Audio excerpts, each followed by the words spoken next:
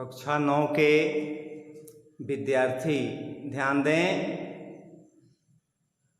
मैं ओम प्रकाश हिंदी अध्यापक जनता inter college महबूबा गोला। प्यारे बच्चों, आपका प्रेम माधुरी वाला पाठ खत्म हो गया था। आज हम मैथिली शरण गुप्त द्वारा लिखित पंचवटी शीर्षक कविता का वाचन करेंगे तथा उसका भावार्थ आपको बताएंगे। तो आप लोग एक बार एकाग्रचित होकर के अपनी पुस्तक को खोलें, किताब खोलें और देखें कि आज कौन सा पाठ पढ़ाया जा रहा है। तो हम आपको प्रकरण में दे दिए हैं कि पंचवटी पाठ पढ़ाया जाएगा और शब्द संकेत इसलिए दिए हैं कि कौन सा कविता हम पढ़ा रहे हैं। तो चारु चंद्र की चंचल किरणें खेल रही हैं जल थल में, यहाँ से लेकर के दूसरा वाला जो कविता है बना दृष्टिगत होता है तक, इसकी व्याख्या करेंगे और भावार्थ भी बताएंगे। लेकिन शब्दार्थ कुछ कठिन शब्द हैं, उनका अर्थ मैंने लिख दिया है। चार माने सुंदर, अवन माने पृथ्वी, अंबर तल माने आकाश, पुलक माने हर्ष या प्रसन्नता, हरित माने हरे भरे, तृणों माने घास, झीम रहे हैं यानी झूम रहे हैं, पर्णकुटीर पत्तों की कुटिया, सम्मुख माने सामने, शिला माने पत्थर, धीर माने धैर्यवान, निर्भीक माने निडर, भुवन माने संसार, धनुर्धर यानी धनुष को धारण करने वाला, भोगी सांसारिक सुखों का भोग करने वाला, कुसुमायुध, कुसुमायुध यानी फूल का बाण और धनुष धारण करने वाले कौन है? कामदेव जी। तो दृष्टिगत माने दिखाई देता है। तो प्यारे बच्चों, ये शब्दार्थ था, कठिन शब्दों का अर्थ। अब आप देखें संदर्भ, संपूर्ण कविता में इसी प्रकार से संदर्भ लिखा जाएगा। तो देखें प्रस्तुत पद्यांश हमारी पाठ्य पुस्तक काव्य खंड के पंचवटी शीर्षक से लिया गया है। इसके रचयिता श्री मैथिली शरण गुप्त जी हैं। प्रसंग आप पहले में प्रसंग देखेंगे। प्रस्तुत पद्यांश में कवि ने चांदनी रात में पंचवटी की प्राकृतिक सुंदरता का वर्णन किया है और दूसरे कविता में प्रस्तुत पद्यांश में कवि लक्ष्मण जी के चरित्र और कर्तव्य निष्ठा का सुंदर वर्णन किया है। इसके बाद आएगा काव्य सौंदर्य, लेकिन काव्य सौंदर्य से पहले हम भावार्थ इसका देख लें, इसके बाद आगे बढ़ेंगे।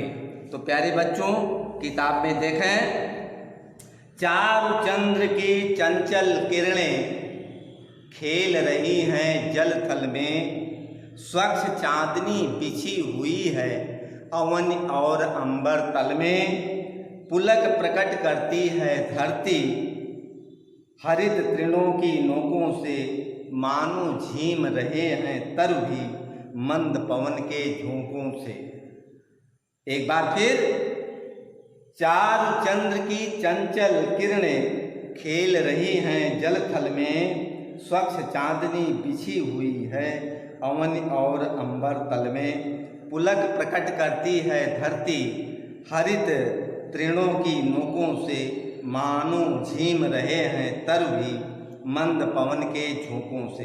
तो प्यारे बच्चों, इसका देखें भावार्थ। तो प्रस्तुत कविता में कवि मैथिली शरण गुप्त जी रात्रिकालीन सौंदर्य का वर्णन करते हुए कहते हैं कि चंद्रमा की, चार माने सुंदर, चंद्र माने चंद्रमा, चंद्रमा की सुंदर किरणें कहाँ? जल थल में, यानी जल और स्थल भाग पर फैल करके क्रीड़ा कर रही हैं, यानी खेल रही हैं। और आगे है, स्वच्छ चांदनी बिछी हुई है अवन और अंबर तल में। आकाश, अवन माने पृथ्वी और अंबर माने आकाश। तो पृथ्वी और आकाश में चंद्रमा की स्वच्छ चांदनी ऐसे प्रतीत हो रही है कि जैसे उस सफेद चादर चारों तरफ फैला हुआ है। और पुलक प्रकट करती है धरती हरित तृणों की नोकों से। तो देखें, धरती अपनी प्रसन्नता, अपनी खुशी का इजहार हरे हरे घास के तिनकों के नोकों से हिल हिल करके प्रकट कर रही है। अर्थात तिनकों का, घासों का जो नुकीला होता है भाग ऊपर वाला, वह चांदनी को पा करके, चंद्रमा के प्रकाश को पा करके वह चमकती है।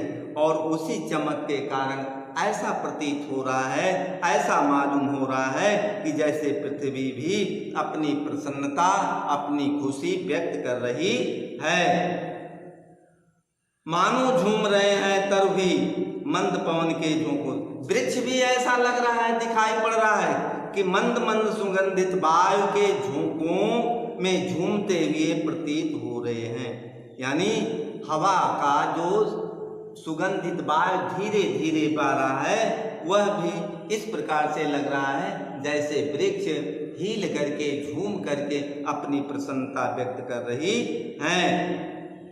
वृक्षों को देखकर ऐसा लगता है कि वह भी अपनी प्रसन्नता व्यक्त करते हुए झूम रहे हैं। कहने का आशय यह है कि पंचवटी में रात्रिकालीन सौंदर्य, सारी प्रकृति रात्रिकालीन सौंदर्य से सारी प्राकृतिक वातावरण आनंदित हो रही है।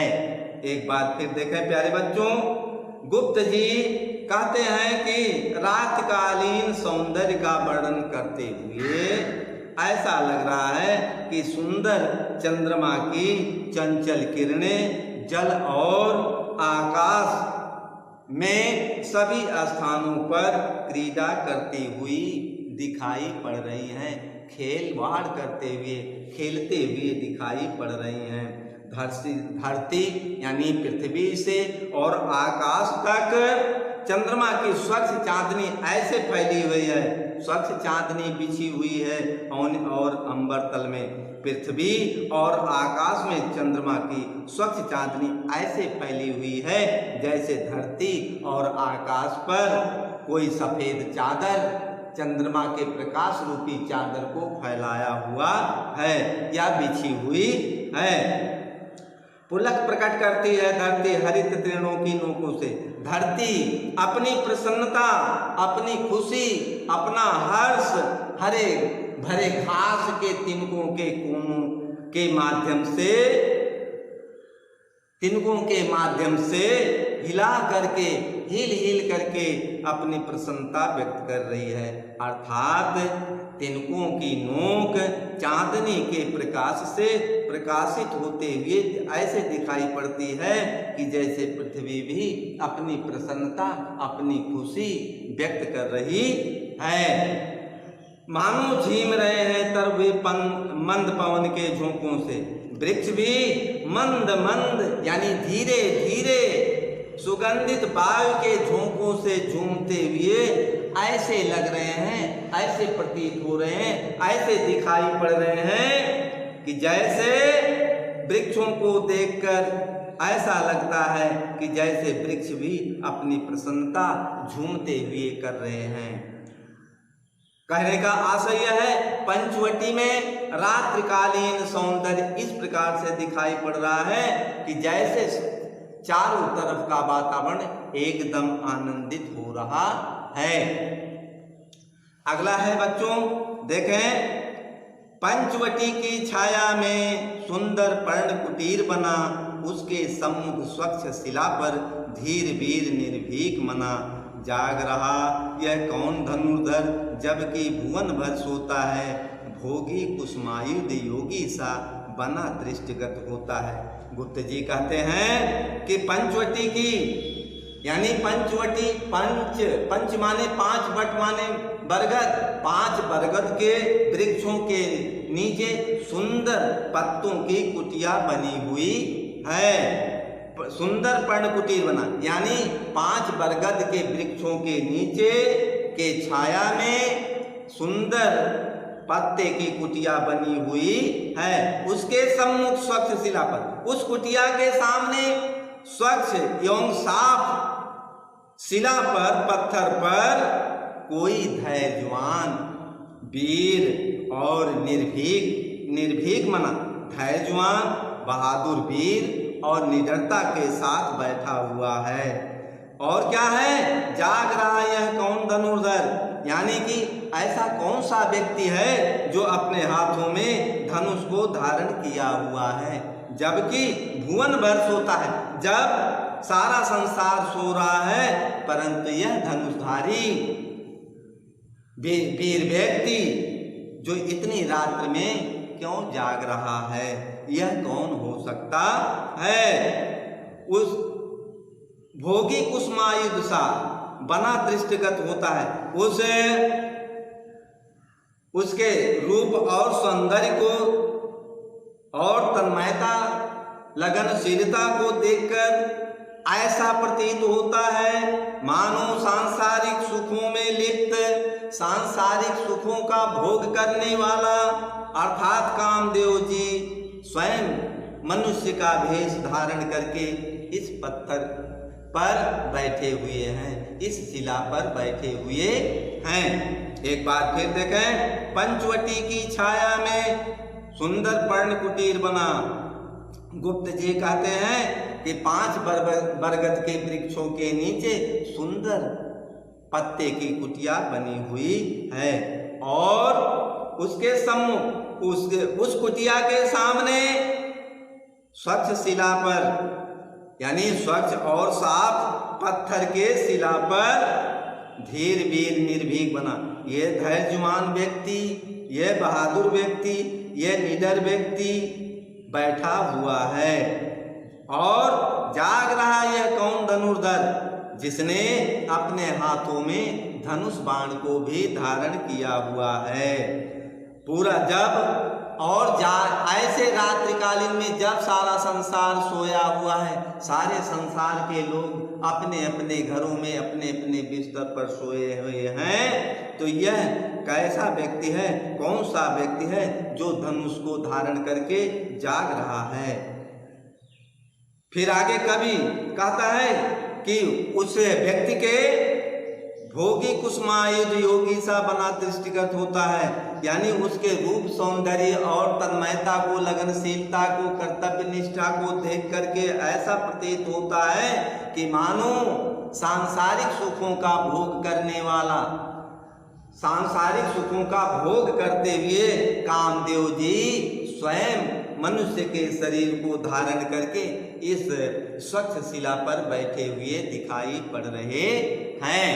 तो प्यारे बच्चों, अब आप देखें काव्य सौंदर्य में, काव्य सौंदर्य आएगा, हमने लिख दिया है भाषा कौन सा है, साहित्यिक खड़ी बोली है, शैली भावात्मक शैली है, गुण माधुर्य और प्रसाद गुण है, रस श्रृंगार एवं शांत रस है, अलंकार में अनुप्रास उत्प्रेक्षा है और उपमा अलंकार दूसरे में अतिरिक्त है। तो प्यारे बच्चों, यह आज आपका 2 कविता हमने भी इसका भावार्थ बता दिया है। इसमें किसी प्रकार की कोई समस्या होगी तो आप हमारे नंबर पर संपर्क करके मुझसे अपने समस्या का समाधान कर लें। धन्यवाद।